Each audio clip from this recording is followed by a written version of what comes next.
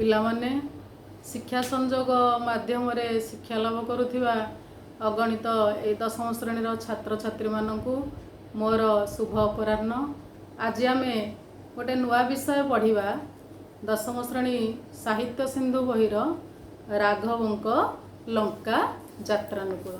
ଏ ରାଘବଙ୍କ ଲଙ୍କା ଯାତ୍ରାନୁକୂଳ କବିତାରେ ଆମେ ଦେଖିବା କବିତାର କବି ଉପେନ୍ଦ୍ର ଭଞ୍ଜ। ଆଉ ସେ କେଉଁ ସମୟର କବି ଯଦି ଆମେ ଚିନ୍ତା କରିବା ପିଲାମାନେ, ତାହେଲେ ସେ ହେଉଛନ୍ତି ସପ୍ତଦଶ ଶତାବ୍ଦୀରୁ ଅଷ୍ଟାଦଶ ଶତାବ୍ଦୀ, ଅର୍ଥାତ୍ ଷୋଡ଼ଶ ଶତାବ୍ଦୀ ସରିଯାଇଛି। ଷୋଡ଼ଶ ଶତାବ୍ଦୀଟା ଥିଲା ଆମର ଭକ୍ତି ଯୁଗ। ଭକ୍ତି ଯୁଗ ପରେ ଆରମ୍ଭ ହୋଇଗଲା ରୀତି ଯୁଗ, ଯେଉଁଟାକି ସପ୍ତଦଶ ଶତାବ୍ଦୀର ଆରମ୍ଭ ଏବଂ ଅଷ୍ଟାଦଶ ଶତାବ୍ଦୀର ଶେଷ ପର୍ଯ୍ୟନ୍ତ ଚାଲିଥିଲା। ତାହେଲେ ଏଇ ଯେଉଁ ରାଘବଙ୍କର ଲଙ୍କା ଯାତ୍ରାନୁକୂଳରେ ଆମେ ପ୍ରଥମେ ଟିକେ କବି ପରିଚୟ ଦେବା। ତମେ ପିଲାମାନେ ଜାଣିଥିବ ଆମେ କବି ସମ୍ରାଟ କାହାକୁ କହୁଛେ? କବିମାନଙ୍କ ଭିତରେ ସମ୍ରାଟ ହେଉଛନ୍ତି କବି ସମ୍ରାଟ ଉପେନ୍ଦ୍ର ଭଞ୍ଜ। ତାହେଲେ କବି ସମ୍ରାଟ ଉପେନ୍ଦ୍ର ଭଞ୍ଜ ଆମର କ'ଣ ସାହିତ୍ୟ ଜଗତର ଜଣେ ଅବର୍ଣ୍ଣନୀୟ ପ୍ରତିଭା। ତାଙ୍କ ବିଷୟରେ ଆମେ କିଛି କହିପାରିବା ନା। ଯଦି ଟିକିଏ ଆମେ କହିବା, ମାନେ ସେ ଏତେ କାବ୍ୟ କବିତା ରଚନା କରିଛନ୍ତି, ଯାହାକି ଆମର ଗୋଟେ ଛୋଟିଆ ପଦ୍ୟ ଆକାରରେ କହିଲେ କୁହାଯାଏ ଯେ ଗାଏ ତୁମ୍ଭ ଗୀତ ସଭାରେ ପଣ୍ଡିତ ପଥ ପ୍ରାନ୍ତ ପଥ ଯୋଷା ବିଲେ ବୋଲେ ଚଷା ମଣିପୁରେ ଯୋଷା ନୃତ୍ୟ ରଙ୍ଗେ ବୀରାଙ୍ଗନା। ଅର୍ଥାତ୍ ୟାର ଅର୍ଥ କ'ଣ କହିଲ ପିଲାମାନେ? ମାନେ ଉପେନ୍ଦ୍ର ଭଞ୍ଜ ଏଭଳି ଭାବରେ ସବୁ କବିତା ରଚନା କରିଛନ୍ତି, ତାଙ୍କ ଗୀତକୁ କିଏ ସେ ସଭାରେ ପଣ୍ଡିତ ଗାନ କରୁଛନ୍ତି, ବିଲରେ ଚଷା ମଧ୍ୟ ଗାନ କରୁଛି ଏବଂ ବୀରାଙ୍ଗନା ମାନେ ମଧ୍ୟ ନୃତ୍ୟରେ, ଯେଉଁଠି ରଙ୍ଗମଞ୍ଚରେ ନାଚ କରୁଛନ୍ତି ସେଇଠି ମଧ୍ୟ ନୃତ୍ୟ କରୁଛନ୍ତି। ତେଣୁ ଏଭଳି ଭାବରେ ସେ କାବ୍ୟ କବିତା ରଚନା କରିଛନ୍ତି। ଏବଂ ଦେଖିବ ଆମେ ଏଇ ବିଷୟଟା ପଢ଼ିବା, ଯେଉଁଟାକି ବୈଦେହୀଶ ବିଳାସ ନାମକ କାବ୍ୟଗ୍ରନ୍ଥରୁ ଆସିଛି। ସବୁ କବି କ'ଣ କରିଛନ୍ତି? ବ ଆଦ୍ୟ ନିୟମରେ ବର୍ଣ୍ଣନା କରିଛନ୍ତି। ଏବଂ ଏଇ ବ ଆଦ୍ୟ ନିୟମରେ ଯେଉଁଟା ବର୍ଣ୍ଣନା କରିଛନ୍ତି 52 ଛାନ୍ଦ ବିଶିଷ୍ଟ। ଏବଂ କବି କ'ଣ କରିଛନ୍ତି ନା 52 ଛାନ୍ଦ ବିଶିଷ୍ଟ। ଏହା ଆସିଛି କେଉଁଠି ନା ବୈଦେହୀଶ ବିଳାସର 40 ଛାନ୍ଦରୁ ଆନିତ, ଯେଉଁଟାକି ଆମର ରହିଛି ଯେ ଟପିକ୍ର ଆରମ୍ଭରେ ସେ ତ ସବୁଗୁଡ଼ିକ ବରେ ବରେ ଲେଖିଛନ୍ତି। ସେଇଟା ଆସିଛି ବଳିଲା, ସେଇ ବ ଆଦ୍ୟ ନିୟମରେ ଲେଖା ହେଇଛି ବଳିଲା ରାଘବ ଆଶା ସୀତା ପ୍ରାପତିରେ। ତାହେଲେ ଦେଖିବା ପ୍ରଥମେ ଟିକେ ବର୍ଣ୍ଣନା କରିବା କବିଙ୍କର ଜନ୍ମସ୍ଥାନ ବିଷୟରେ। ତାହେଲେ କବି କେଉଁଠି ଜନ୍ମ ହୋଇଛନ୍ତି? ଏକରେ ସପ୍ତଦଶ ଶତାବ୍ଦୀରୁ ଅଷ୍ଟଦଶ ଶତାବ୍ଦୀ ଭିତରେ ତାଙ୍କର ଜନ୍ମ। ଏବଂ ଆମର ରହିଛି ଯେଉଁ ଭଞ୍ଜନଗର, ଏଇ ଭଞ୍ଜନଗରର ଅନତି ଦୂରରେ ଗୋଟେ ଘୁମୁସର ବୋଲି ଗୋଟେ ଗ୍ରାମ ରହିଛି। ସେଇ ରାଜବଂଶରେ ହିଁ ତାଙ୍କର ଜନ୍ମ। ତେଣୁ ସେ ରାଜବଂଶଜ ହେଲେ ମଧ୍ୟ ଉପେନ୍ଦ୍ର ଭଞ୍ଜ ରାଜୋଚିତ ଉପଚାରକୁ ସବୁ ତ୍ୟାଗ କରି ନିଜେ ରାଜପୁତ୍ର ହେଲେ ମଧ୍ୟ ଜଣେ କବି ହେବା ପାଇଁ ମନ ବଳାଇଥିଲେ। ଏବଂ ଏଭଳି ଭାବରେ କବି ହୋଇଥିଲେ ଯେ ସେ ନିଜର କବିତ୍ୱ ପ୍ରତିଭା ଦେଖାଇବା ପାଇଁ ପିଲାମାନେ କ'ଣ କରନ୍ତି? ତୁମେ ଦେଖିଥିବ ନୟାଗଡ଼ ନିକଟସ୍ଥ ଗୋଟେ ଓଡ଼ଗାଁ ବୋଲି ଗୋଟେ ଗ୍ରାମ ଅଛି। ସେହି ଗ୍ରାମକୁ ସେ ପଳାଇ ଆସିଥିଲେ ଏବଂ ସେହି ଗ୍ରାମରେ ରହି ସେ ରାମଙ୍କର ଜପ କରିବା, ରାମଙ୍କ ମନ୍ତ୍ର ଯନ୍ତ୍ର ତନ୍ତ୍ର ଏସବୁ ଜାଣି ରାମତାରକ ମନ୍ତ୍ରରେ ସିଦ୍ଧହସ୍ତ ଲାଭ କରିଥିଲେ। ତେଣୁ କବିଙ୍କର କାବ୍ୟ ପ୍ରତିଭା କହିଲେ ଅନନ୍ୟ। ଦେଖିଛନ୍ତି ଲାବଣ୍ୟବତୀ, କୋଟି ବ୍ରହ୍ମାଣ୍ଡ ସୁନ୍ଦରୀ, ବୈଦେହୀଶ ବିଳାସ, ରସିକ ହାରାବଳୀ, ପ୍ରେମ ସୁଧାନିଧି, କଳା କୌତୁକ, ଆଉ ସୁଭଦ୍ରା ପରିଣୟ, ଛାନ୍ଦଭୂଷଣ, ରସପଞ୍ଚକ, ଅବନାରସ, ଏମିତି ବହୁତ କାବ୍ୟଶାସ୍ତ୍ର ରଚନା କରିଛନ୍ତି। ଏବଂ ଯେଉଁ କାବ୍ୟ ଗୁଡ଼ିକ କି ପୁରା ଅଳଙ୍କାର ଦ୍ୱାରା ରୁଦ୍ଧିମନ୍ତ, ଯାହାକୁ ପଢ଼ିଲେ ଯାହାକି ଶ୍ରୁତି ମଧୁର ଏବଂ ଯେ ସେଗୁଡ଼ିକର ମିନିଂ ବା ତାର ଅର୍ଥ ଜାଣିଥିବ ସେ ଠିକ୍ ଭାବରେ ବୁଝିପାରିବ। ତାହେଲେ ଏଗୁଡ଼ିକ ଲେଖିବା ସଙ୍ଗେ ସଙ୍ଗେ ମଧ୍ୟ ବହୁତ ଛାନ୍ଦ ଲେଖିଛନ୍ତି, ବହୁତ ଚଉପଦୀ ଲେଖିଛନ୍ତି ଏବଂ ବହୁତ ଚଉତିଶା। ଚଉପଦୀ ଜାଣିଥିବ, ଚାରିପଦରେ ଯେଉଁଟା ହୁଏ ଚଉପଦୀ କହନ୍ତି। ଚଉତିଶା ହେଲା 34 ପଦରେ ଯେଉଁଟା ଲେଖନ୍ତି। ତେଣୁ ଏଗୁଡ଼ିକ ଲେଖି ସେ କ'ଣ କରିଛନ୍ତି ନା କାବ୍ୟ ସାହିତ୍ୟ କ୍ଷେତ୍ରରେ ଗୋଟେ ରତ୍ନ ଭଣ୍ଡାର ସୃଷ୍ଟି କରିଛନ୍ତି କହିଲେ ଅତ୍ୟୁକ୍ତି।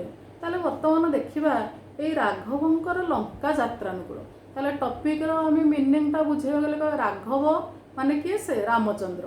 ଲଙ୍କା ଯାତ୍ରାନୁକୂଳ, ୟା ପୂର୍ବରୁ ମୁଁ ଟିକେ ତୁମକୁ ଭଲକରି ବୁଝେଇ ଦେଉଛି ପିଲାମାନେ। ହଠାତ୍ ତ ତୁମକୁ ଏଇଟା କହିଦେଲେ ତୁମେ ବୁଝିପାରିବନି।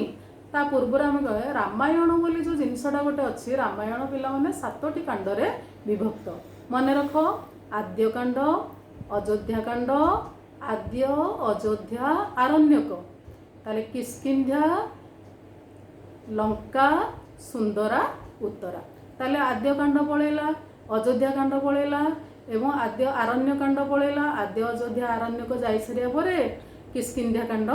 ଇତ୍ୟବସରରେ ପିଲାମାନେ କିଷ୍କିନ୍ଧ୍ୟାକାଣ୍ଡ ସରିଯାଇଛି ଏବଂ ରାମଚନ୍ଦ୍ର କ'ଣ କରିଛନ୍ତି ନା ବର୍ଷା କାଳ ତାଙ୍କର ଅତିବାହିତ ହୋଇସାରିଛି ଏବଂ ସୁଗ୍ରୀବଙ୍କୁ ସେ କ'ଣ କରିଛନ୍ତି ନା ରାଜା କରିଦେଇଛନ୍ତି।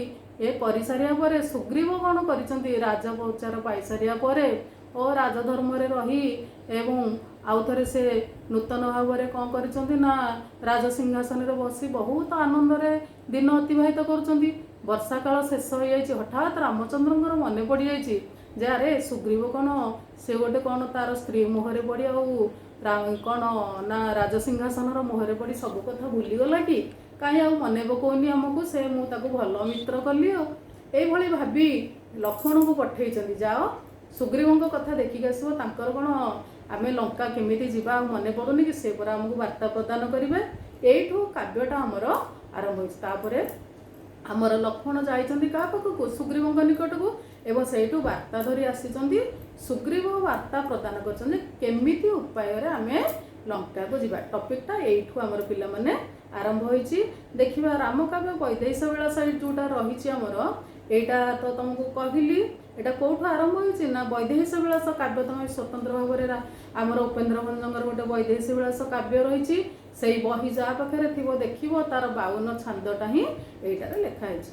ତେଣୁ ଏଇ 52 ଛାନ୍ଦ ବିଶିଷ୍ଟ ତାର କାବ୍ୟର ବୈଦେହୀଶ ବିଳାସ କାବ୍ୟର 40 ଛାନ୍ଦଟା ହେଉଛି ଆମର ଏଇ ବୁଡ଼ିଲା ରାଘବ ଆଶା ସୀତା ପ୍ରାପତିରେ। ଦେଖିବ ସବୁ ଆଦ୍ୟ ନିୟମରେ ବର୍ଣ୍ଣନା ହେଇଛି। ତାହେଲେ ସିଏ ଏଠି ତମର ବହିରେ ଟିକେ ମାତ୍ର ହିଣ୍ଟସ୍ ଦେଇଦେଇଛି ଯେ ରାବଣଙ୍କ ଦ୍ୱାରା ତ ଆମେ ସମସ୍ତେ ଜାଣିଛେ, ରାବଣଙ୍କ ଦ୍ୱାରା ସୀତା ଯେତେବେଳେ ଅପହୃତା ହୋଇଯାଇ ଅଶୋକ ବନରେ ରହିଛନ୍ତି, ଆମେ ସିନା ଜାଣିଲେ ସେ ଅଶୋକ ବନରେ ରହିଛନ୍ତି, ରାମଚନ୍ଦ୍ର ତ କିଛି ଜାଣିପାରୁନାହାନ୍ତି ନା। ତେଣୁ ସେ କ'ଣ କଲେ ନା ସେ ଭାବିଲେ ଯେ ସୁଗ୍ରୀବଙ୍କ ଠାରୁ ବାର୍ତ୍ତା ପାଇ ଏଇ ବାଟ ଦେଇ ଯାଇଛନ୍ତି କିଏ, ସେ ସୀତା ବା ରାବଣ ତାଙ୍କୁ ଚୋରି କରିକି ଏଇ ବାଟ। ତେଣୁ ସେ ଭାବିଲେ ଏଡ଼େ ବଡ଼ ବିଶାଳ ସମୁଦ୍ରକୁ କେମିତି ଅତିକ୍ରମ କରିହେବ। ତେଣୁ ମନରେ ଭାବିଲେ ଯେ କ'ଣ କରିବେ ନା ସବୁ ବାନର ସେନାଙ୍କୁ ନେଇ ଯଦି ସମୁଦ୍ରରେ ଗୋଟେ ସେତୁ ବାନ୍ଧିଦେବେ ତାହେଲେ ଆରପଟକୁ ଗଲେ ଲଙ୍କା ଭୁବନ ପଡ଼ିବ ଏବଂ ସେଇ ଲଙ୍କା ଭୁବନକୁ ଯାଇ ସେ ସୀତାଙ୍କର ପ୍ରାପ୍ତିର ସନ୍ଧାନ ପାଇବେ। ଏଇଠୁ କାବ୍ୟଟା ଆମର ଆରମ୍ଭ ହୋଇଛି। ଆଉ ଦେଖିବା ଉକ୍ତ କାବ୍ୟରେ ପିଲାମାନେ ଏମିତି ଭାବରେ ଅଳଙ୍କାରର ସଂଯୋଜିତ ହେଇଛି ଏବଂ ଶବ୍ଦର ସଂଯୋଜନ ହେଇଛି, ଶବ୍ଦର ସମୁଦ୍ରକୁ ପାରି କରିଦେଇଛନ୍ତି କିଏ ସେ ନା ଉପେନ୍ଦ୍ର ଭଞ୍ଜ। ଦେଖ ତେଣୁ ସମାଜ ପ୍ରତି ତାପରେ ଏଇଟା ଆମେ ଯେଉଁ ପଢ଼ିବା ଦେଖିବା କେମିତି ଶବ୍ଦ ସଂଯୋଜନ ହେଇଛି ଏବଂ ସମାଜ ପ୍ରତି କେତେ ନୀତି କେତେ ବାର୍ତ୍ତା ପ୍ରଦାନ କରାଯାଇଛି ଏବଂ ଭାଇ ଭାଇର ସମ୍ପର୍କ କେମିତି, ରାମଚନ୍ଦ୍ରଙ୍କର ସୀତାଙ୍କ ପ୍ରତି କି ପ୍ରକାରର ମମତା ଥିଲା, ସେ କେମିତି ତାଙ୍କର ପତ୍ନୀକୁ ପାଇବା ପାଇଁ କେମିତି ଚେଷ୍ଟା କରିଛନ୍ତି ଏବଂ ନିଜେ କେମିତି ପତ୍ନୀ ଯେମିତି ସନ୍ନ୍ୟାସିନୀ ବାହାରେ ରହିଲେ ବା ଅରଣ୍ୟରେ ରହିଲେ ବା ଯାଇ ଅଶୋକ ବନରେ ରହିଲେ, ନିଜେ ମଧ୍ୟ ରାଜ ସିଂହାସନରେ ରହିଲେ ମଧ୍ୟ ସିଏ କ'ଣ କରିଛନ୍ତି ନା ସିଏ ବି କେବେ କ'ଣ କରିଛନ୍ତି ନା ନିଜେ ରାଜ ଉପଚାରରେ ଉପଭୋଗ କରିନାହାନ୍ତି। ସେଇ ଜିନିଷ ଗୁଡ଼ାକ କେମିତି ବର୍ଣ୍ଣନା ହେଇଛି ଆମେ ଏଇଟା ପଢ଼ିଲେ ଜାଣିପାରିବା। ତାହେଲେ ବର୍ତ୍ତମାନ ମୁଁ 2 ଲାଇନ୍ରେ ପିଲାମାନେ ତୁମ ପାଇଁ ଆବୃତ୍ତି କରୁଛି, ଆଗ କବିତାଟାକୁ ଶୁଣିଲା ପରେ ତୁମେ ନିଶ୍ଚିତ ଭାବରେ ମନେ ରଖିପାରିବ। ତାହେଲେ ଦେଖ ଟିକେ, ବଳିଲା ରାଘବ ଆଶା ସୀତା ପ୍ରାପତିରେ, ବିଚାରିଲେ ସିନ୍ଧୁପତି ଯିବା ପର୍ବତରେ, ଯେ ବୁଡ଼ିଗଲା ପକାଇଲେ କପି ଯେତେ ଗିରି, ବୁଦ୍ବୁଦ ନଦୀ ସେ ଜଳ ଫିଫିକୃତ କରି ଯେ। ଆଚ୍ଛା ଏଇ 2 ଲାଇନ୍ର ଅର୍ଥ ଆମେ ବୁଝିବା। ତାହେଲେ ପ୍ରଥମ ଲାଇନ୍ ଆସିଲା ଯେ ବଳିଲା ରାଘବ ଆଶା ସୀତା ପ୍ରାପତିରେ। ବଳିଲା ମିନ୍ସ ଏଠାରେ ବଳିଲା ମିନ୍ସ ପିଲାମାନେ ମନେ ରଖ, ବଳିଲା ମାନେ ମନରେ ସେଇ ଭାବ ଆସିଲା ଯେ ଯାଉଛି ମୁଁ ସୀତାଙ୍କୁ ପାଇବା ପାଇଁ କ'ଣ କରିବି ନା ଆଶା, ତାଙ୍କ ମନରେ ଗୋଟେ ଆସିଲା ଯେ ଆଉ ଏତେ ଦିନ ପଳେଇଗଲାଣି ସୀତାଙ୍କର ସନ୍ଧାନ କିଛି ମିଳୁନି, ବର୍ଷା ଦିନ ତ ଶେଷ ହୋଇ ଆସିଲାଣି, କେମିତି ସୀତାଙ୍କର ତେଣୁ ବଳିଲା ରାଘବ ଆଶା ସୀତା ପ୍ରାପତିରେ। ପ୍ରାପତି ମିନ୍ସ ପ୍ରାପ୍ତି। ଏଇଠି ରାମଚନ୍ଦ୍ର ସୀତାଙ୍କୁ କେମିତି ପାଇବେ ସେ ଆଶା ମନରେ ପୋଷଣ କରିଛନ୍ତି। ତାପରେ କ'ଣ ମନରେ ଆଶା ରଖିଲେ ନା ଯଦି ସୀତାଙ୍କୁ ପାଇବି ବା ଯଦି ସୀତାଙ୍କୁ ମୁଁ ପାଇବା ପାଇଁ ଚେଷ୍ଟା କରିବି ତାହେଲେ କ'ଣ କରିବାକୁ ପଡ଼ିବ ନା ବିଚାରିଲେ ସିନ୍ଧୁ ପୋତି ଯିବା ପର୍ବତରେ। ତାହେଲେ କେମିତି କ'ଣ କରିବେ ନା ଯଦି ସୀତାଙ୍କୁ ପାଇବା ପାଇଁ ମନ ଭିତରେ ଆଶା କରିବି ତାହେଲେ ମୋତେ ବର୍ତ୍ତମାନ କ'ଣ କରିବାକୁ ପଡ଼ିବ ନା ସିନ୍ଧୁ ନଦୀଟାକୁ ଏଡ଼େ ବଡ଼ ବିଶାଳ ସମୁଦ୍ରକୁ ମୋତେ ଏଇ ସମୁଦ୍ର ଗର୍ଭରେ ଗୋଟେ ରାସ୍ତା ତିଆରି କରିପାରିଲେ ମୁଁ ଆରପଟକୁ ଯାଇପାରିବି ଏବଂ ପର୍ବତ ବଡ଼ ବଡ଼ ପାହାଡ଼ ପର୍ବତ ପକାଇ ତାକୁ ମୋତେ ପୋତିବାକୁ ପଡ଼ିବ। ତାହେଲେ ସେହି ଉପାୟ ଯେତେବେଳେ ଚିନ୍ତା କଲେ ସେମାନେ କ'ଣ କଲେ ରାମଚନ୍ଦ୍ର ସମସ୍ତ ବାନର ସେନାଙ୍କୁ ଲଗେଇକି ସେ କ'ଣ କଲେ ନା ବୁଡ଼ିଗଲା ପକାଇଲେ କପି ଯେତେ ବୁଡ଼ିଗଲା ମିନ୍ସ ସେ ପାଣିରେ ଯେତେ ସବୁ ତୁମେ ଦେଖିଥିବ ସବୁ ନଳ ନୀଳ ସମସ୍ତେ ସେମାନେ କ'ଣ କଲେ ନା ପାହାଡ଼ଟା ଏଡ଼େ ଓଜନିଆ ହେଲେ ମଧ୍ୟ ଯଦି ରାମଙ୍କ ନାଁ ଲେଖି ଦେଇକରି ସେମାନେ ପକାଇ ଦେଉଥିଲେ ତାହା କ'ଣ ହେଇଯାଉଥିଲା ନା ସେମାନେ ସେ ଓଜନ ଜିନିଷଟାକୁ ପୁରା ଅତି ହାଲକାରେ ଟେକିକି ଆଣିପାରୁଥିଲେ। ଏମିତି ବୋହି ବୋହି ବୋହି ବୋହି ବାନର ସେନାମାନେ କ'ଣ କଲେ ଯେତେ ସମୁଦ୍ରରେ ପକାଇଲେ ସବୁଯାକ କ'ଣ ହେଲା ନା ପାଣିରେ କେଉଁଠି ସେ ପଥର ଯାଇକି ଲୁଚିକି ରହିଲା ଖାଲି ପାଣି ଫୋଟକା ଟିକେ ଟିକେ ସିନା ଉପରକୁ ଉଠେ କିଛି ବି ଜଣାପଡ଼େନି। ଆଉ କେତେ ଏମିତି ପଥର କାଟିକି ପକାଇବେ ଯେ ସେ ଗୋଟେ ବିରାଟ ବଡ଼ ସେତୁବନ୍ଧ ସୃଷ୍ଟି ହେବ। ଦେଖିଲା ବେଳୁ ସବୁ କ'ଣ ହେଲା କପି ମିନ୍ସ ମାଙ୍କଡ଼ ଯେତେ ସବୁ ପର୍ବତ ପକାଇଲେ ସବୁ ପାଣିରେ ବୁଡ଼ିଗଲା। ବୁଦବୁଦ ନଦୀ ସେ ଜଳ ଫିଫିକୃତ କରିରେ ଖାଲି ପାଣିରେ ଯାହା ପାଣି ଫୋଟକା ଭଳିଆ ଟିକେ ବୁଦୁ ବୁଦୁ ବୁଦୁ ବୁଦୁ ଦିଶୁଥାଏ ପଥର ଯାଇକି ପାହାଡ଼ ଯାଇକି କେଉଁଠି ତା ଭିତରେ ଲୁଚିକି ରହେ କିଛି ଜଣାପଡ଼େନି। ଏଭଳିଆ ହେବା ଦ୍ୱାରା ରାମଚନ୍ଦ୍ରଙ୍କ ମନରେ ପିଲାମାନେ କ'ଣ ଆସିଲା ନା ବିସ୍ମୟ ନିଶ୍ୱାସ ତେଜି ବରୁଣ ପ୍ରସନ୍ନେ ବିନାଶନରେ ଶୟନ ସେ ଦର୍ଭ ଶୟନ ଯେ ବୁଧେ ଶୁଣ ଅନ୍ୟ ପ୍ରସଙ୍ଗକୁ ଦଶ ଶିର ବରଗିଲା ସେ ସୁକସା ରଣ କରି ଚାର ଯେ। ତାପରେ କ'ଣ ହେଲା ନା ଯେମିତି ପଥର ଗୁଡ଼ିକ ପକାଇବା ଦ୍ୱାରା ପାଣି ଭିତରେ ସବୁ ବୁଡ଼ିକିରି ଖାଲି ଫୋଟକା ଭଳିଆ ଦିଶିଲା ହଠାତ୍ କ'ଣ ହେଲା ନା ବିସ୍ମୟ ନିଶ୍ୱାସ ତେଜି ବରୁଣ ପ୍ରସନ୍ନ। ଆପଣ ଜାଣିଥିବ ଜଳର ଦେବତା ହେଉଛନ୍ତି ବରୁଣ। ରାମଚନ୍ଦ୍ର ପୁରା ଆଶ୍ଚର୍ଯ୍ୟଚକିତ ହୋଇଗଲେ କ'ଣ କରିବି କିଛି ବି ଚିନ୍ତା କରିପାରିଲେନି। ଶେଷରେ ବରୁଣଙ୍କୁ ପ୍ରସନ୍ନ କରିବା ପାଇଁ ସେ କ'ଣ କଲେ ନା ଆଉ ଅନାହାର ଅନିଦ୍ରା ବା ଶୟନ ସବୁ ଛାଡ଼ିଦେଲେ ଖାଇବା ଛାଡ଼ିଦେଲେ ଶୋଇବା ଛାଡ଼ିଦେଲେ କୁଶରୂପକ ଆସନ କୁଶ ବା ଦର୍ଭ ବୋଲି ଯେଉଁ ଲେଖା ହେଇଛି ଦର୍ଭାଶୟନରେ ସେ ବସି ନିମଗ୍ନ ହୋଇ ଏକାଗ୍ର ଚିତ୍ତରେ ଶାନ୍ତ ଚିତ୍ତରେ ଓಂ ବରୁଣାୟ ନମ କହି ସେ କ'ଣ କଲେ ଖାଲି ପ୍ରାର୍ଥନା କରିବାକୁ ଲାଗିଲେ। ତାପରକୁ ପୁଣି ଆଉ ଗୋଟେ ଷ୍ଟୋରି ପଳେଇ ଆସିଲା ପିଲାମାନେ ଶୁଣ ବୁଧେ ମିନ୍ସ ଆମର ଏଇ ଭଦ୍ର ମଣ୍ଡଳୀଙ୍କୁ ଆମ ବିବୁଧ ମଣ୍ଡଳୀଙ୍କୁ ବା ସଜ୍ଜନ ମଣ୍ଡଳୀଙ୍କୁ ବା ଆମର ସମାଜକୁ ସେ ଏଇ ଶିକ୍ଷା ଦେଉଛନ୍ତି। ତାପରେ ତ ଇଏ ତ ବରୁଣଙ୍କୁ ପ୍ରସନ୍ନ କରିବା ପାଇଁ କ'ଣ କଲେ ନା ସମାଧିସ୍ଥ ହୋଇ ବସିକି ତପସ୍ୟାରତ ହୋଇଗଲେ କିଏ ସେ ରାମଚନ୍ଦ୍ର। ଠିକ୍ ସେହି ସମୟରେ ଶୁଣ ଅନ୍ୟ ପ୍ରସଙ୍ଗକୁ ଦଶ ଶିର କିଏ ଯାହାର 10ଟି ମୁଣ୍ଡ ସେ ହେଲା 10 ଶିର ହେଲା ରାବଣ। ତେଣୁ ରାବଣ କ'ଣ କରିଛି ଏଇ ସମୟରେ ଯେ ଭାବୁଛି ଯେ ରାମଚନ୍ଦ୍ର ସୀତାଙ୍କୁ ତ ମୁଁ ପଳେଇ ଆଣିଲି ରାମଚନ୍ଦ୍ର କ'ଣ କରୁଛନ୍ତି କି ଉପାୟ କରୁଛନ୍ତି ସୀତାଙ୍କୁ ନେବା ପାଇଁ ସେ ତ ଜାଣିବ ନା ଯେମିତି ହେଲେ। ତେଣୁ ସେ କ'ଣ କଲା ନା ବରଗିଲା ଶେଷୁକ ସାରଣ କରି ଚାର ଯେ ତାର ଚାର ମାନେ ଦୂତ ଏଠି ତାର ଦୂତ କରି ଆଗେ ସବୁ ତ ଥିଲା ଏବେ ସିନା ଆମେ କାହାକୁ ପଠାଉଛେ କି କ'ଣ ସମ୍ବାଦପତ୍ର ପାଇଯାଉଛେ ବିଭିନ୍ନ ମାଧ୍ୟମରେ ସେତେବେଳେ ଗୋଟିଏ ଜାଗାରୁ ଅନ୍ୟ ସ୍ଥାନକୁ ସମ୍ବାଦ ଚାରିବା ବେଳେ ସେମାନେ କ'ଣ କରୁଥିଲେ ଦୂତକୁ ବରଗୁଥିଲେ ବରଗିବା ମାନେ ଦୂତଙ୍କୁ ପଠାଉଥିଲେ ଯା ଦେଖିକି ଆସିବୁ ରାମଚନ୍ଦ୍ର ସୀତାଙ୍କ ସନ୍ଧାନ ପାଇବା ପାଇଁ ବା ସୀତାଙ୍କୁ ଏଠାରୁ ନେବା ପାଇଁ କ'ଣ କରୁଛନ୍ତି। ତେଣୁ ବୁଧେ ଶୁଣ ଅନ୍ୟ ପ୍ରସଙ୍ଗକୁ ଦଶ ଶିର ବରଗିଲା ଶେଷୁକ ସାରଣ କରି ଚାରଜି। ତାପରେ ଆଉ ଟିକେ ଶୁଣ ନେକ୍ସଟ ପାରାଗ୍ରାଫରେ ବିଭୀଷଣେ କହ ଜ୍ୟେଷ୍ଠ ଭ୍ରାତା ପିତା ସରି ବୁଝି ନ ବୁଝି କୋପିତା ବାଣୀ ପିତା କରି ଯେ ବିଭୂତିକୁ ଭୁଞ୍ଜୁଥିଲୁ ବିଭୂତି ଭୂଷଣେ ବଡ଼ କୂଳେ ଜନମିଷ ରଣ କି କାରଣେ। ରାବଣ କ'ଣ କରୁଛନ୍ତି ନା ଶୁକ ସାରଣ ଦୂତଙ୍କୁ କହିକି ପଠାଉଛନ୍ତି ଯାଅ କହିବ ଯେ ବିଭୀଷଣେ କହ ମିନ୍ସ ସେରେ ସୁକସାରଣ ତୁମେ ଯାଅ କହିବ ବିଭୀଷଣକୁ ମୁଁ କ'ଣ କହିଲି, କ'ଣ ପାଇଁ ସେ ରାଗିକିରି ମୋ ରାଜ୍ୟ ଛାଡ଼ି ମୋତେ କଥାବାର୍ତ୍ତା ନ କରି ସେ ପଳେଇଗଲା। ମୁଁ ପରା ତାର ଜ୍ୟେଷ୍ଠ ଭ୍ରାତା, ତେଣୁ ଜ୍ୟେଷ୍ଠ ଭ୍ରାତାଟା କ'ଣ ବଡ଼ ଭାଇ ସଦୃଶ।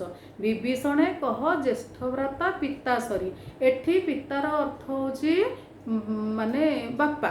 ତେଣୁ ବିଭୀଷଣେ କହ ତେଣୁ ଯାଇ ବିଭୀଷଣକୁ କହିବ ଯେ ତୁମର ଭାଇ କିଏ ସେ, ନା ରାବଣ କହିଛନ୍ତି ସେ ହେଉଛନ୍ତି ତୁମର ବଡ଼ ଭାଇ ସଦୃଶ। ତେଣୁ ସେ ତୁମକୁ କ'ଣ କହିଲେ ଯେ ତମେ କିଛି ବୁଝି ବା ନ ବୁଝି, କିଛି ବୁଝିଲନି କି ନ ବୁଝିଲନି, ତାଙ୍କର ବାଣୀକୁ ପିତା କରି, ଏଠି ପିତାର ଅର୍ଥ ଆସିଗଲା କ'ଣ କଟୁ ଖରାପ ତ୍ୟକ୍ତ, ମାନେ ଯେଉଁଟାକି ଆମର ପିତା ଅର୍ଥରେ ବୁଝେଇବ ବା ଖରାପ କର୍କଶ ଅର୍ଥରେ ବୁଝେଇବ। ତେଣୁ ତମେ ରାଗି ବା କ୍ରୋଧାନ୍ୱିତ ହୋଇ କ'ଣ ବୁଝିଲନି ନ ବୁଝିଲନି ବଡ଼ ଭାଇଙ୍କ କଥାକୁ ରାଗିକିରି ସିଧା ଘର ଛାଡ଼ି ପଳେଇ ଆସିଲ। ପୁଣି ରାବଣ ଆହୁରି କହୁଛନ୍ତି ଯେ ବିଭୀଷଣଙ୍କୁ ଯାଇକି କହିବ ଯେ ବିଭୂତିକୁ ଭୁଞ୍ଜୁଥିଲୁ ବିଭୂତି ଭୂଷଣୀ, ଅତ୍ୟନ୍ତ ଐଶ୍ୱର୍ଯ୍ୟଶାଳୀ ଥିଲୁ। ରାବଣର ଲଙ୍କାପୁର ସ୍ୱର୍ଣ୍ଣମୟୀ ଲଙ୍କାପୁରୀ, ସେମାନେ କ'ଣ କରୁଥିଲେ, ଯେଉଁ କହନ୍ତି କଥାରେ ଯେଉଁ କହନ୍ତିନି କ୍ଷୀରରେ ଆଞ୍ଚନ୍ତି ବୋଲି କ୍ଷୀର ପିଅନ୍ତି ବା କ୍ଷୀରରେ ଆଞ୍ଚନ୍ତି, ଠିକ୍ ସେମିତି ବିଭୂତି ମିନ୍ସ ଐଶ୍ୱର୍ଯ୍ୟ ସମ୍ପତ୍ତି, ଅତ୍ୟନ୍ତ ଧନଶାଳୀ। ଯେଉଁଠି ତୁ ଏତେ ଐଶ୍ୱର୍ଯ୍ୟରେ ବଢ଼ୁଥିଲୁ, ଯେଠି ଏତେ ଐଶ୍ୱର୍ଯ୍ୟ ବା ସୁଖ ଶାନ୍ତିରେ ତୋର ଜୀବନ କଟୁଥିଲା, ତୁ କ'ଣ କଲୁ, ବଡ଼ କୂଳରେ ଜନ୍ମିଥିଲୁ। ଏବେ ଯାଇ କ'ଣ କଲୁ ନା ସେଇ ଯେଉଁ ଜଟାଜୁଟ ମସ୍ତକ ଧାରଣ କରିଥିବା ରାମଚନ୍ଦ୍ରର ପାଦ ତଳେ ଯାଇ ତୁ ଗୋଟେ ଶରଣ ପଶିଛୁ, ତୋତେ ଲାଜ ଲାଗୁନି ବୋଲି ଏମିତି ରାବଣ କାହାକୁ କହିଥିଲା ନା ସୁକସାରଣକୁ କହି ଛାଡ଼ିଥିଲା। ବିଭୂତିକୁ ଭୁଞ୍ଜୁଥିଲୁ ବିଭୂତି ଭୂଷଣେ ବଡ଼ କୂଳ ଜଣ, ତେଣୁ ତୁ ଗୋଟେ ବଡ଼ କୂଳରେ ଜନ୍ମିଛୁ। ଆମେ ରାଜ ପରିବାର ପିଲାମାନେ, ରାମଚନ୍ଦ୍ର ବି ରାଜ ପରିବାର, କିନ୍ତୁ ଯାହା ହେଲେ ରାଜ ପରିବାର ହେଲେ ସେ ବର୍ତ୍ତମାନ କ'ଣ କରୁଛନ୍ତି ନା ସୀତାଙ୍କୁ ପାଇବା ପାଇଁ ଜଙ୍ଗଲରେ ବୁଲୁଛନ୍ତି, କି ପ୍ରକାର ରୂପ ନେଇକି, ବନବାସୀର ରୂପ ନେଇ। ତେଣୁ ସିଏ ଏଠି କ'ଣ କରିଛି ନା ମାନେ କହୁଛି ଟିକେ ଟିକେ ପଦେ ପଦେ କଥାରେ ରାବଣ କ'ଣ କରୁଛନ୍ତି ନା ଗୋଟେ ବନବାସୀଟେ ତା ନିକଟରେ ତୁ କ'ଣ ଶରଣ ପଶିଛୁ, କିନ୍ତୁ ତା ମନରେ ନାହିଁ ଯେ ସିଏ ହେଉଛନ୍ତି ସ୍ୱୟଂ ଭଗବାନ ବୋଲି। ତେଣୁ ବିଭୂତିକୁ ଭୁଞ୍ଜୁଥିଲୁ ବିଭୂତି ଭୂଷଣେ ବଳକୂଳେ ଜନମୀ ଶରଣ କିକାର। ତେଣୁ ରାବଣ କହୁଛନ୍ତି ଯାଇ ବିଭୀଷଣକୁ କହିବ ଯେ ବଡ଼ କୂଳରେ ଜନ୍ମ ଲାଭ କରିଥିଲା, ସେ ଯାଇକି କ'ଣ ନିଚ କୂଳରେ ଅନ୍ୟମାନଙ୍କର ଗୋଡ଼ ତଳେ ଶରଣ ପଶୁଛି। ତା ଗୋଡ଼ ତଳେ ତ କେତେ ଲୋକ ଶରଣ ପଶିବେ, ବିଭୀଷଣ ଯେହେତୁ ରାଜାଙ୍କର ସାନ ଭାଇ, ତେଣୁ ସିଏ କାହିଁକି ଅନ୍ୟମାନଙ୍କର ଶରଣ ପଶିବ, ତାକୁ ଏତିକି ବୁଝେଇବ। ଏବଂ ଆଉ କ'ଣ କରିବ ନା ଅଙ୍ଗଦ କିଏ ସେ ପିଲାମାନେ ଜାଣିଥିବ, ବାଳୀଙ୍କର ପୁତ୍ର ଅଙ୍ଗଦ, ବାଳୀକୁ ମାରିଥିଲେ କିଏ ସେ ରାମଚନ୍ଦ୍ର। ତେଣୁ କାହିଁକି ବି ମାରିଥିଲେ ସେଗୁଡ଼ାକ ତମକୁ ଏତେ କଥା କହିବା ନୁହେଁ। ସେ ତାଙ୍କର କ'ଣ କରିଥିଲେ ନା ଅନୁଜ ବଧୂ ମିନ୍ସ ଅନୁଜ ବଧୂକୁ ହରି ପାପରେ ଭାଗି ହୋଇଲ ହେ ବାଳୀ, ତେଣୁ ତୋତେ ସିନା ବୋଧ କଲି କବିଷହେ। ବାଳୀ ପଚାରୁଛନ୍ତି ବାରମ୍ବାର, ହେ ଭଗବାନ ମୋତେ କାହିଁକି ତମେ ମାରିଲ। ତେଣୁ ସିଏ କ'ଣ କହୁଛନ୍ତି କହିଲ ନା ଆରେ ତୁ ଗୋଟେ ସାନ ଭାଇର ସ୍ତ୍ରୀକୁ କ'ଣ ହରଣ କଲୁ, ସେଥିପାଇଁ ମୁଁ ତୋତେ ମାରିଲି। ତେଣୁ ସେଇଠି ବାଳୀ କହୁଛନ୍ତି ଯେ ଆମେ ପଶୁ ଜାତି ମୂର୍ଖ ନ ଜାଣୁ କେ ପ୍ରଭୁ ରମଣ ଯୋଗ୍ୟ ହେ।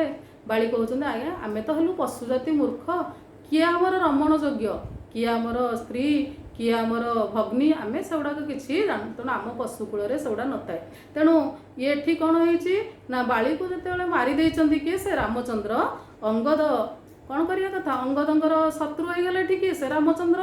କିନ୍ତୁ ରାବଣ କହୁଛି ତାର ଗୋଟେ ସିଏ ଗୋଟେ ତା ବାପାକୁ ମାରିଛି, ସେ ଗୋଟେ ଶତ୍ରୁ, ସିଏ ବି ଯାଇକି ତା ପାଖରେ ଶରଣ ପଶିଛି। ତେଣୁ ବୋଲ ଅଙ୍ଗଦକୁ ପିତା ଶତ୍ରୁ ଭକ୍ତି ପୁଣ୍ୟ। ତେଣୁ ତୋର ଯିଏ ତୋ ବାପାର ଯିଏ ଶତ୍ରୁ, ତୁ କେମିତି ଯାଇ ତା ପାଖରେ ଶରଣ ପଶୁ, ତାକୁ ବି ଏଇଆ କହିବ। ଏବଂ ବାଦ ରଚାଇ ପିତୃବ୍ୟ ବାହୁଡ଼ା ସନେ, ତେଣୁ ତୁ ତୋର କ'ଣ ତୋର ବଡ଼ ଭାଇ, ତେଣୁ ଏଠି ଅଙ୍ଗଦଙ୍କର ପିତୃବ୍ୟ କିଏ ସେ ସୁଗ୍ରୀବ। ତେଣୁ ବାଦ ରଚାଇ ପିତୃବ୍ୟ ବାହୁଡ଼ା ତାଙ୍କୁ କହିବ କିଛି ବାଦ ବିବାଦ ନ କରି, ବଡ଼ ଭାଇଙ୍କ ବା ବଡ଼ ବାପାଙ୍କ ସହିତ ବାଦ ବିବାଦ ନ କରି ତାକୁ ବି ଫେରାଇ ଆଣିବ, ବିଭୀଷଣକୁ ଫେରାଇ ଆଣିବ ଏବଂ ଅଙ୍ଗଦକୁ ଏଇଭଳି କହି ଫେରାଇ ଆଣିବ।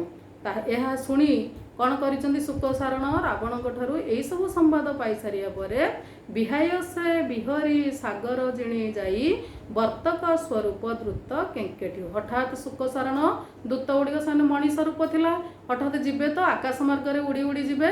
ତେଣୁ ବର୍ତ୍ତକ ରୂପ ଧରିଲେ, ବର୍ତ୍ତକ ମାନେ ପିଲାମାନେ ମନେ ରଖିବ, ବର୍ତ୍ତକ ରୂପ ଧରି, ବର୍ତ୍ତକ ମାନେ କେମିତି କେଙ୍କେଟି ହୋ ଯେଉଁ ଶବ୍ଦ କରନ୍ତି ସେଇ ଶବ୍ଦ କରି ସେମାନେ ବର୍ତ୍ତମାନ କ'ଣ କଲେ ନାଇଁ ଯାଇ ଲଙ୍କାପୁରରେ ପହଞ୍ଚିଲେ।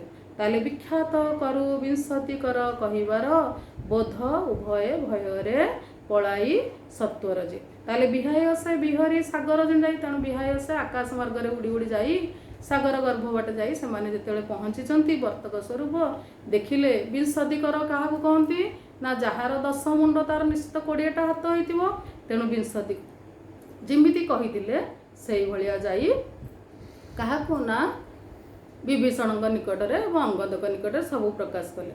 ବାହୁଡ଼ି ରାବଣେ କହି ଶୁଣ ଦେବରୂପ, ସବୁ କଥା କହିସାରିବା ପରେ ବାହୁଡ଼ି ଯେତେବେଳେ ଆସୁଛନ୍ତି ବା ଫେରି ଆସୁଛନ୍ତି ସେଇ ସବୁବେଳେ ରାବଣ କହେ ଶୁଣ ଦେବରୂପ ବୋଇଲା ଅନୁଜ ଯିବି ସୀତାଙ୍କୁ ସମର। ରାବଣଙ୍କ ନିକଟରେ ପୁଣି ଯେତେବେଳେ ଫେରି ଆସୁଛନ୍ତି କିଏ ସେ ଶୁକ ସାରଣ, ସେମାନେ କହୁଛନ୍ତି ଯେ ହେ ଲଙ୍କପତି ରାବଣ, ଆପଣଙ୍କର ଭାଇ ବିଭୀଷଣ କ'ଣ କହିଲେ ନା ମୁଁ ଯିବିନି କେବେ, ମୁଁ ଥରେ ଫେରି ଆସିଛି ମାନେ ଆଉ ଯିବି ନାହିଁ। କାହିଁକି ନା ମୋ ବଡ଼ ଭାଇଙ୍କି କହିଦେବ ଯେଉଁଦିନ ସେ ସୀତାଙ୍କୁ ରାମଚନ୍ଦ୍ରଙ୍କୁ କ'ଣ କରିବେ ସମର୍ପଣ କରିଦେବେ, ମୁଁ ସେଇଦିନ ଘରକୁ ଯିବି। ଆଉ ବଞ୍ଚିଲୁ ଅଙ୍ଗଦ ଅଙ୍ଗ ଦେବାରୁ କି ଧର୍ମେ, ଆଉ କ'ଣ ହେଲା ନା ବଞ୍ଚିଗଲୁ।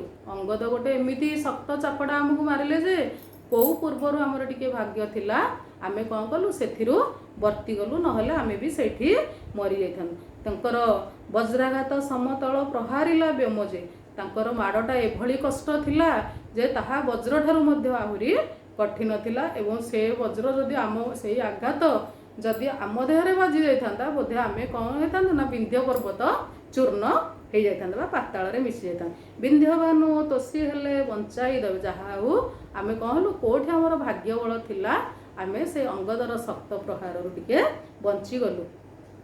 ବଳ କେତେ ବୋଲୁ ବୋଲେ ଯେତେ ଶଙ୍ଖ ସହି ବାରି ରାଶିରେ ଜନିତ କେତେ ଶଙ୍ଖ ନେ। ତେଣୁ ତାପରେ ପୁଣି ରାବଣ ପଚାରୁଛନ୍ତି ଶୁକ ସାରଣକୁ, ଆରେ ଯାଇଥିଲ ତ ଦେଖିଲ କ'ଣ ରାମଚନ୍ଦ୍ରଙ୍କର କେତେ ସୈନ୍ୟବଳ ଅଛି। ସେଇଠି ଶୁକ ସାରଣ ସେମାନଙ୍କୁ କହୁଛନ୍ତି କ'ଣ ନା ଆଜ୍ଞା ଏତେ ତାଙ୍କର ସୈନ୍ୟବଳ ଅଛି ଯେ ଶଙ୍ଖ ହେଉଛି ତ ଗୋଟେ ଜୀବ, ଶଙ୍ଖ ଏ ସମୁଦ୍ରରେ ବି ଏତେ ଶଙ୍ଖ ନଥିବ କି ଏତେ ପରିମାଣରେ ବା ଏତେ ଲକ୍ଷ ବା ଲକ୍ଷ କୋଟି ଶଙ୍ଖ ଏତେ ସୈନ୍ୟବଳ ତାଙ୍କର ଅଛି ଯାହାକି ଆମମାନଙ୍କ ପାଖରେ କିଛି ନା ଏତେ ପରିମାଣ ତାକୁ ଆମେ ତୁଳନା କରିପାରିବା ନାହିଁ। ତାହେଲେ ବଳ କେତେ ବୋଲୁ ବୋଲେ ଯେତେ ଶଙ୍ଖ ସେଇ ବାରି ରାଶିରେ ଜନିତ ତେତେ ଶଙ୍ଖ ନାହିଁ। ତାହେଲେ ଏତେ ପରିମାଣରେ ତାଙ୍କର ଶଙ୍ଖ ଅଛନ୍ତି ଯେ ସୈନ୍ୟବଳ ଏ ବାରିରେ ମଧ୍ୟ ଏତେ ପରିମାଣର ବା ଏତେ କ୍ୱାଣ୍ଟିଟିର ଶଙ୍ଖ ଜନ୍ମ ହେଇନଥିବେ କି ନଥିବ। ତାହେଲେ ବିତରଣେ ସାଗର କି 5 ପଚାରିଲା ବିହେର ଆମ କୁଶ ସଜ୍ଜା ପ୍ରତ୍ୟୁତ୍ତର। ପୁଣି କହିଲା ଆଉ ତାହେଲେ କ'ଣ କରୁଛନ୍ତି ରାମଚନ୍ଦ୍ର କ'ଣ କରୁଛନ୍ତି, ପୁଣି ଶୁକ ସାରଣ କହିଲେ ହେ ରାଜନ, ରାମଚନ୍ଦ୍ର ବର୍ତ୍ତମାନ ବରୁଣଙ୍କୁ ପ୍ରସନ୍ନ କରିବା ପାଇଁ କୁଶ ସଜ୍ଜାରେ ଶୟନ କରିଛନ୍ତି। କୁଶ ସଜ୍ଜାରେ ବିନା ଆସନରେ ଅନାହାରରେ ଅନିଦ୍ରାରେ ବର୍ତ୍ତମାନ ତପସ୍ୟାରତ ଅଛନ୍ତି। ତାଙ୍କୁ ପ୍ରସନ୍ନ କଲେ ସେ ସମୁଦ୍ରରେ ସେତୁବନ୍ଧ ବାନ୍ଧିବେ ବୋଲି ଏହି କଥା ଶୁକ ସାରଣ କ'ଣ କଲେ ରାବଣଙ୍କୁ ଜଣାଇଲେ। ଏବଂ ଏହି କଥାକୁ ଶୁଣି ରାବଣଙ୍କର ମନରେ ବିରସ ଭାବ ବା ଦୁଃଖିତ ଭାବ ଜାତ ହୋଇଥିଲା ଏବଂ ସେ ଟିକିଏ ମନ୍ଦ ହାସ ମାନେ ଅଳ୍ପ ଟିକିଏ ହସି ଦେଇ କହିଲେ ବୋଲେ କି କରିବ ଏଡ଼େ ହୀନ ପରାକ୍ରମ। ଏଇ ପରାକ୍ରମ ଏ ବିନା ୟାର କି ପରାକ୍ରମ ଅଛି, ଇଏ ମୋର ଗୋଟେ ଲଙ୍କାପତି, ମୁଁ ହେଉଛି ଗୋଟେ ଲଙ୍କାର ରାଜା, ମୋ ନିକଟରେ ତାର କ'ଣ ସୈନ୍ୟବଳ କିଛି ନାହିଁ, ବାନର ସେନା ମାନେ ମୋର କ'ଣ କରିପାରିବେ ବୋଲି ମନ୍ଦେ ହସି ଗର୍ବରେ ବା ଅହଙ୍କାରରେ କ'ଣ କଲା ଶୁକ ସାରଣଙ୍କର କଥାକୁ ଫୁତ୍କାରରେ ଉଡ଼ିଦେଲେ। ପିଲାମାନେ ଏ ବିଷୟଟା ଆଜି ତୁମକୁ ଏଇଠି ବୁଝେଇଦେଲି। ପରବର୍ତ୍ତୀ ମୁହୂର୍ତ୍ତରେ ତୁମେ ଯଦି ପଚାରିବ ମୁଁ ତାର ପ୍ରଶ୍ନର ଉତ୍ତର କହିବି।